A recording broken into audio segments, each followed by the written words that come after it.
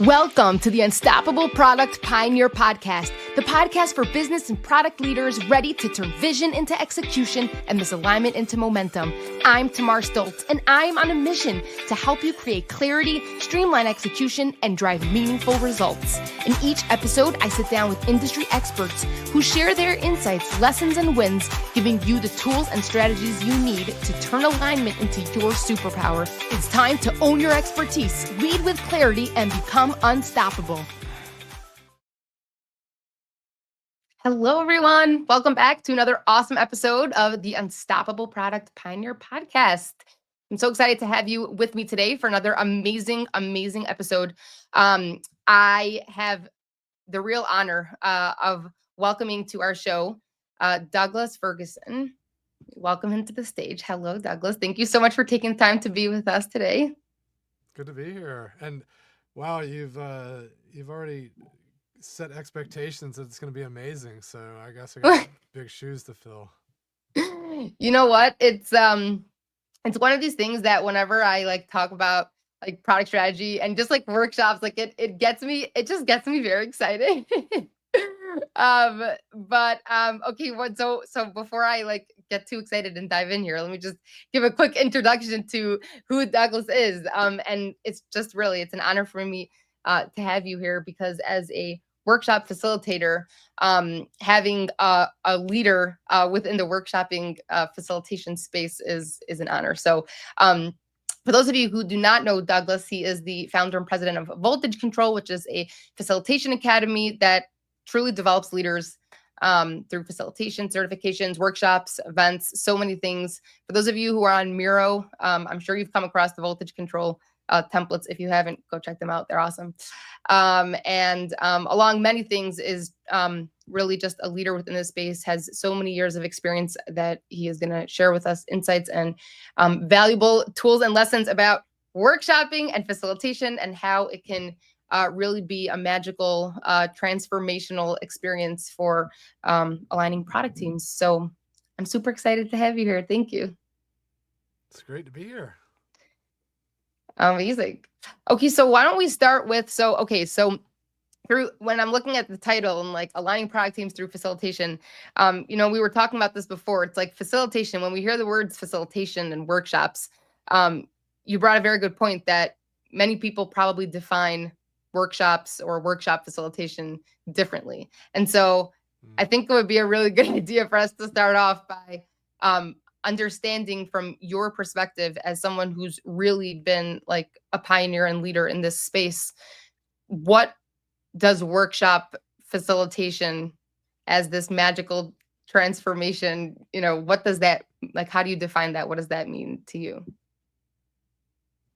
Well, for me, I think it's important to step back and look at things a little more holistically.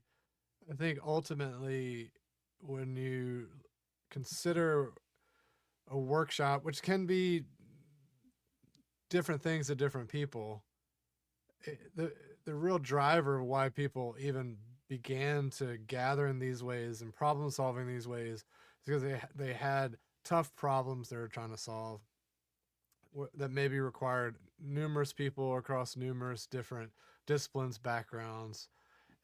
This could be, product innovation. It could be just, we need to make a quick decision. We're stuck. It could be a community design process. It could be that Walmart is coming into town and we need to bring everyone together to hear about their concerns about, this big new company building this outlet store that's showing up in their backyard that they have lots of concerns about. And so it can take on a lot of different forms and shapes and sizes, but at the end of the day, it's about bringing people together to get something done. And at the same time, we do that a lot all the time. We call them meetings. We have meetings all the time. Many companies have calendars full of meetings all day long. And the thing that a workshop and a meeting has in common is that you have a facilitator who's in charge of making that process smooth, effective, and getting the results that you want to obtain. And there's certainly skills and competencies you can develop to be better at facilitation. And the thing I'll say that's typically different about workshops versus meetings is that in workshops, um, typically you're asking people to invest more time. Typically a workshop's 90 minutes or more, and typically whoever's facilitating is taking that role more seriously. Now, whether or not they're good or doing a great job is never certain, but typically what is certain is they at least take that role seriously. Now, meetings, on the other hand, not every meeting host is taking their role of facilitator seriously. And in my book, Magical Meetings, we say there's no such thing as a bad meeting. It's just bad facilitators. And so if you aren't taking your roles as a facilitator seriously when you're hosting meetings, then it's going to be a bad meeting. And so from any meeting, you can basically trace it back to someone not taking that role seriously and not putting the work in. And I think that permeates um, any facilitation, whether that's meetings or workshops, etc. And I think there's a lot of stuff that is very consistent around getting good results in meetings as it is good results in workshops. And the difference is how much time we're going to dedicate to doing it. That is so interesting.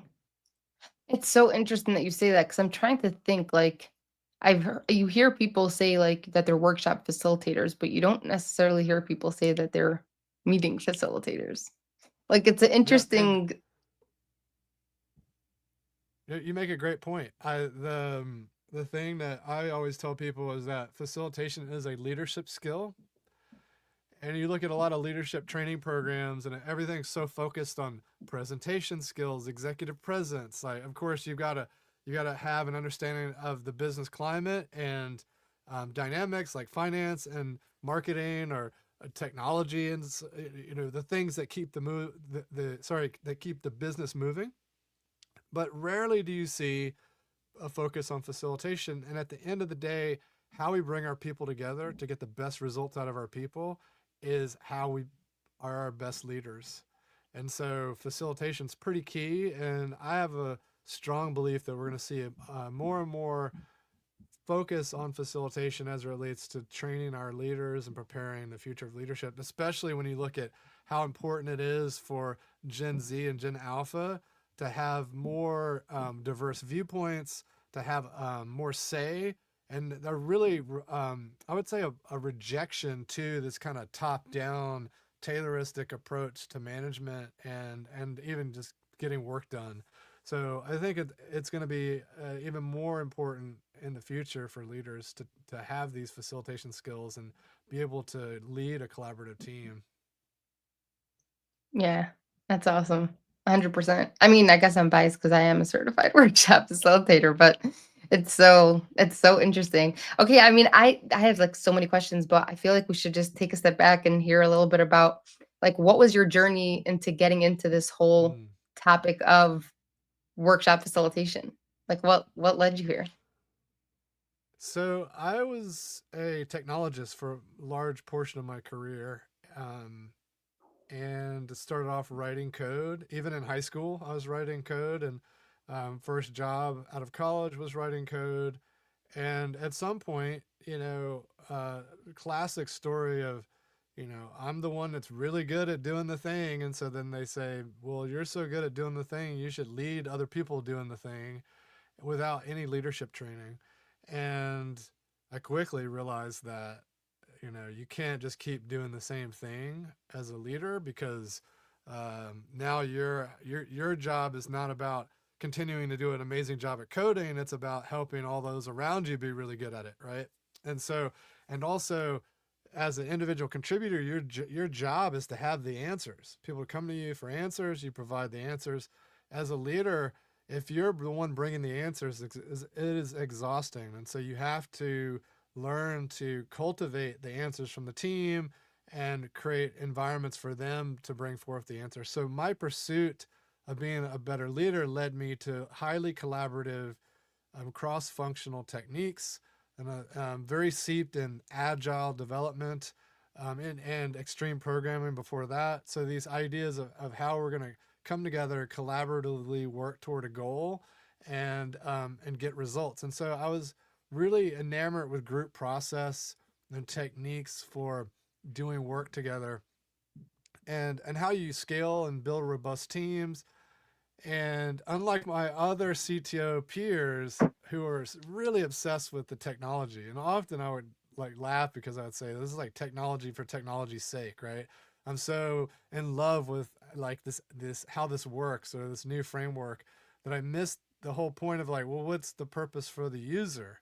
And then how is the team going to even like come together and deliver that? And and what's the best choice to help us collaborate better? Even though this might be a better technical choice, maybe the team would be more cohesive if we used a different platform. And so I was taking this holistic kind of people approach to technology leadership, which then led me to design thinking and other types of techniques that are, very much rooted in facilitation. And so, fast forward all the way to my last startup, was funded by Google Ventures. So I got to work directly with um, Jake Knapp, Braden, Jay Z, the whole design team over there at Google Ventures. And through that work, started to get an interesting perspective on the fact that there was actually a lot of demand for this kind of facilitation techniques and approaches. And so after I left that startup, I did a few events with Jake, and started to go on the road as a facilitator and consultant and coach, and then started to build voltage control up as an institution to support that work. And now we're focused on certifying facilitators. So we have a 3-month immersive program that is portfolio driven, very dedicated to not only learning of some tools, but really the inner work that it requires to be fully present and aware, in your ability to support others. And we're just in the process now of launching our master certification, which is another 3-month program that goes even more in depth into how you can deal with more emergent phenomenon, and even how to become a coach of others. Because if you to get really masterful in your approach, you have to be able to help others become good at it. And so a large portion of our master program will focus on people's ability to coach other facilitators. Wow, that is so awesome. It's interesting. As I'm listening to this story, there's like a very clear theme and pattern that I'm seeing, which is your ability to understand the like nuanced differences between an individual contributor and a manager, or like a leader coach, but then a like coach of coach, or like like a teacher for like the ability for you to see like the essential tools that a leader or a manager needs to have in order to cultivate a team environment and culture where the individual contributors have the ability to produce their best work, in a situation for them to really successfully deliver on the work that they have to.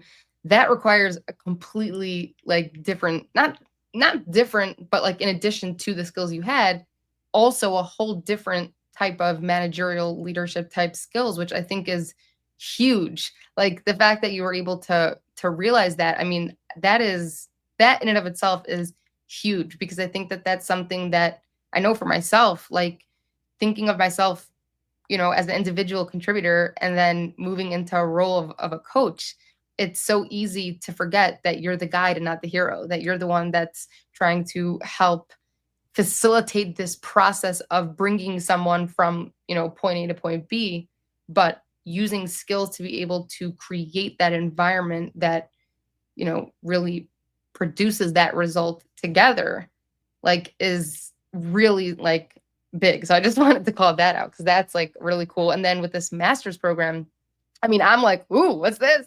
That sounds amazing. Because yeah, it's, especially as a workshopper, oftentimes, I'm brought in, if I'm brought in, let's say as a consultant and I'm not working internally on a team, one of like my biggest frustrations is, it's like I come in and we have a great time, produce amazing work, but then there's no internal process to adopt the system, or there's nobody equipped with the tools to be able to continue this process and bake it into what already exists, then like, we had a successful couple weeks together, but like for me, success would be amazing to see it, actually get baked into the DNA of the company and be able to then train product leaders, whoever it is on the team, to be able to get those skills of facilitation to then, work it into their workflow and their team dynamics. So I love that. That's awesome. Yeah, there's a real risk of this kind of work eroding fairly quickly. I think there's a half life to any of these kinds of engagements, and I think there's been no shortage of colorful, fun metaphors to explain why workshops don't work, or why they're just flash in the pan. And I think it varies based on who's doing it and their intentions, and the effort they're putting in. And I think it's an important thing you're thinking about there, which is the longitudinal impact, right? Because we can't just come in and um, wave a magic wand and fix everything. And there's a thing. It's it's fascinating because a really great workshop does create an imaginary world. We're asking people to step into this environment that is not something that is resembles what they're typically doing day to day, right? And this is why I talk a lot about facilitation being leadership skills, why it's important to talk about how meetings can be workshops. They can behave very similarly, they're just shorter, because that's how we make this work sticky. That's how we change behaviors. It's about a mindset shifts and philosophical shifts, so that as you enter into these temporary worlds more and more often, then your everyday world, the space that occupies itself between these workshops and these engagements, starts to look a little bit more and more like the behaviors and shifts we're asking people to take on when they step into the workshop, right? We start to just adopt it, and we transform. And another thing that is highly effective is when people adopt communities of practice. So if we're working with an organization to boost their facilitation competencies, typically that's a big portion of it, because they have to not only learn some of the concepts and internalize the skills, but they also have to confront this stuff in their everyday life and start to realize, what does it mean when, I tried to have a conversation with Jill and Bob in the room, and this and that happens, and then I have to react to it, and then now what do I do? And so after that moment happens, having an opportunity to share with others, noticings and what's worked and what they might want to experiment with next time. Having basically, it's a support network that helps you continuously develop experiments so you can continue to grow and learn. Fascinating. That's amazing. And so for people who are listening, you know, I feel like sometimes when we hear about this like role or position, people often will ask, so who does this, who assumes this role? If we're talking, I guess, about, small to mid-sized company, is this a role that we hire? And there's no like right answer, because of course, like, it will obviously depend on many different things. But I mean, for the people who are listening, who, let's say, are in some sort um of they are in some sort of company, not necessarily a manager, could be an individual contributor. Who would you say has the opportunity to step into this role or learn the skills and techniques that it takes to run a successful workshop? Yeah, I would say ultimately it boils down to what organizational development folks refer to as boundary spanners. So anybody who is essentially spanning the different boundaries of an organization. And you think about, like, if you take the machine analogy, and they're cogs and gears, right? And between those cogs and gears is some grease. and that grease is necessary so that things run smoothly. And that grease spans the boundaries of these different the various gears and cogs. And so, what individuals in your organization have those characteristics? Because the titles are kind of arbitrary and idiosyncratic of the organizations that they're part of, right? In fact, Microsoft has program managers and other companies have product managers, but they kind of do the same stuff. And so, and it gets even more extreme than that in other cases, right? But the critical thing is looking at, like, all right, who is already transcending the boundaries? Who's responsible for hosting conversations and gatherings and meetings that involve cross-functional individuals? In some organizations, UX designers do a lot of this stuff because they're responsible for talking to customers about needs. They're talking to customer support about what they heard. They're talking to product folks. They're talking to developers. They're consuming all this information from various different people, maybe even bringing them all together at very specific moments to learn and experiment and improve things. Now you've also got project managers. Very, very common that a project manager would be working with multiple departments across different parts of an organization. Scrum masters, coaches, chiefs of staff is another one that's quite popular. So really, trainers. If someone's working in corporate HR and they're training a lot of people, then their facilitation needs are a little bit different because they are trying to ultimately help upskill people.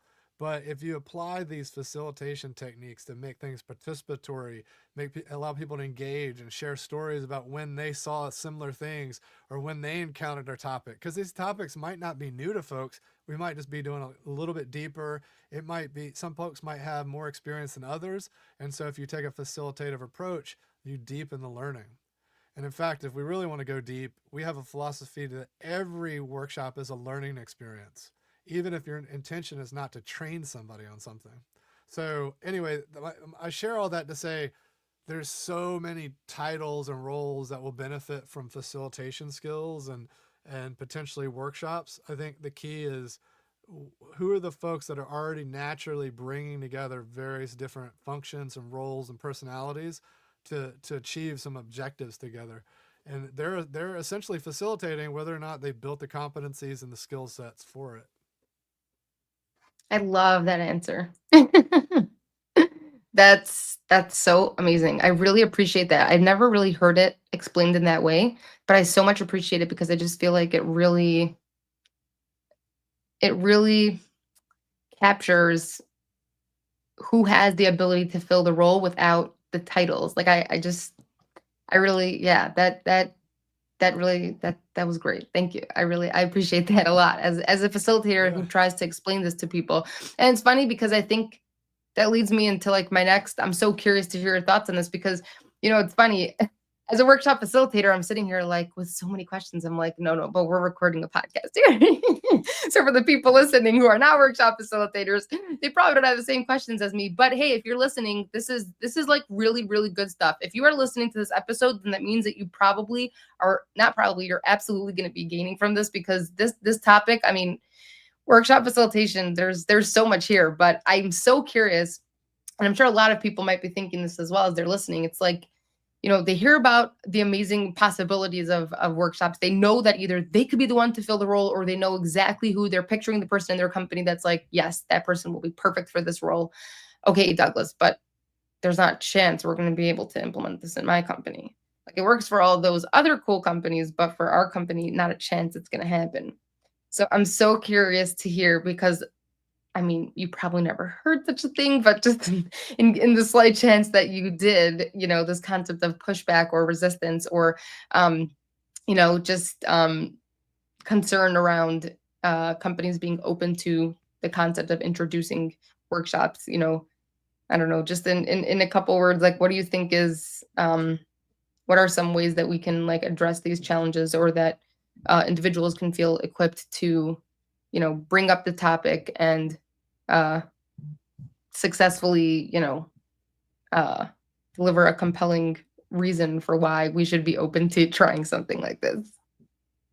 Yeah, I think It really varies, right? I mean, if you're talking about as a um, consultant or freelancer hoping to sell facilitation services, and you're putting workshops in a proposal and trying to convince people to purchase a workshop when it's not something they do culturally, that's a different conversation than someone who's internal wanting to bring facilitation skills, potentially workshops into their ecosystem. I would say there are two different strategies, right? And when it comes to the first thing that I mentioned, which is like you're trying to sell these services and help people understand the value, I think it's important that you start off understanding the need, because if you're just selling a product, um, people either it has to be a really popular product like a Stanley Cup. Like people might not need a Stanley Cup, but everyone's buying them, right? And so if some workshop comes along and it's the Stanley Cup of workshops, you can probably sell that workshop without getting into the need. But if we're going down the route of just any workshop or any type of outcome that will be improved by a workshop, then we got to focus on that outcome. We got to think about what the needs are of the client and really speak to that, and then say, hey, my best ability to give you the results you're seeking, and you spit it all back to them in their words, is this approach and this format, and this is why this works, and it's why it's important. And then it just comes back to like really appealing to values, because their values are going to be whatever it is they're trying to accomplish, whatever hurdle that's in their way. We're gonna really get clear on the fact that we're going to help solve that. And we need to also be really clear about why this approach is superior. So things like we're going to learn really fast, so we'll avoid costly mistakes that come later based on lack of really robust understanding that comes when we bring a diverse group of people together. We're also going to put the power of the solution and shaping of the future in the hands of the people versus in the hands of just a few select folks that are in charge, which means that now you've got a lot of like um, ownership. And um, we in fact, I really don't like the word buy-in. People always talk about getting buy-in, but buy-in assumes you're selling something. So instead of taking a small group of people and saying like, let's go sell this outcome, instead let's co-author it together. Which, by the way, that benefit can even be used in your moment of trying to help people um, agree to understand and do more workshops, by bringing them into the authoring of it, right? So like help them shape the design of the workshop, the design of the proposal for the workshop. And now it's not about you trying to sell them on the idea that this workshop is the solution. They've helped author it, and so now they have a real vested interest. It's their creation. Of course they're going to support it. Of course they're going to be behind it. But it all has to be seeped in the values. Now, if we're talking about spreading workshops inside of companies, uh, I would say workshop again. Put the product and the solution and the thing aside. It's like the classic marketing advice. No one ever wanted a drill. People wanted a 1-inch hole. The drill gets them the 1-inch hole, right? And so let it focus on the purpose, the outcomes that we're trying to get to, and then let's think about how facilitation skills can get us there. Do we really need a 2-day workshop that flies like 15 people into town, or can we really just rethink the 3 meetings we're already doing every week? Is it about removing Susan from this meeting and removing Bob from that meeting, and then adding Alicia to this other meeting, and then changing how we open and how we close, thinking about what are the artifacts we're going to review, start adopting prototypes more so that we're bringing stuff into the meeting that we're reacting to, we're using our facilitation competencies and skills and tools to make sure that everything we're doing is folding into our objectives and we're building momentum iteratively as we go. And if we start behaving and working in those ways, that will go noticed. And then when we say, hey, you know what? We've been making a lot of progress with these approaches, but we're about to hit a wall. And in order to go through that, we need to take what we're doing and we need to put it inside a pressure cooker called a workshop, and that's going to really help us blow through. But it's going to be really easy to sell because you've been doing all these things and adopting these behaviors and ways of working that have already gotten notice because you've already been moving faster and getting results. And then this thing is going to be like even push all that work even further. So those are my thoughts on, like, if you're talking out of house or in house, on kind of pushing this work forward. Yeah. Oh, so good. It's such music to my ears, and it's like so nice to have like other people who are much more experienced and like leaders, pioneers in this space, like say these things so that other people can hear. I like wish other people like sometimes I'm like I feel like I'm the crazy one in the room, and I like wish there were other people who could, like nod their heads and talk it and whatever. And this is so awesome. And I think, it's I mean, we could talk about this all day long. This is so I mean, this is just makes me happy. But for the people who are listening, I think that there I mean, my personal feeling and professionally also, I mean, I think, and Douglas mentioned this in the beginning, like I think that now is the time like to really think about like where you're holding in your career and how you can possibly tap into, depending on your role and position and whatever, how you can tap into this concept of facilitation, to really, enhance the work that you're doing, bring, drive results for your team, for your company. I mean, there's so many resourceful tools, that I know that Douglas is teaching in his academy, and just in general for facilitation. It's really, I can't stress it enough. I mean, this is what I do, so I'm biased a little bit, but it's been a very powerful tool for me, or a toolbox, I should say, in the work that I've done as a UX designer, product designer, now as a coach, entrepreneurs. I mean, really, like if you're listening to this episode, you absolutely could benefit from workshop facilitation tools. So, with that in mind, Douglas, what is the best way for people to get in touch? Because I think really like this is really important stuff, and I feel like, for sure the Miro templates we'll have to put into the description. But for people who want to really learn more about this, take it to the next step, what's the best way for them to reach out? Yeah, absolutely. Well, I'm very active on LinkedIn, so folks can find me there. We have a really vibrant facilitation community that's totally free to join, with the mission of creating opportunities for people to practice and connect with others that are doing this work. And that's called Facilitation Lab. And all of this you can find at our website, voltagecontrol.com. You can join the free community. You can sign up and get involved. And we have regional events that are in person, and we also have virtual events that are spread across the globe at different time zones. So whether you're in Europe or the U.S. or Asia, that there's guaranteed to be something that you can jump into to connect and learn and get hands-on practice. That's so awesome. And what's the timeline on this master's program? Both of our certifications, the core and the master, are both 3 months long. So we meet once a week for 3 months. That's fantastic. That's really fantastic. Okay, so and all that can also be found on the website, right?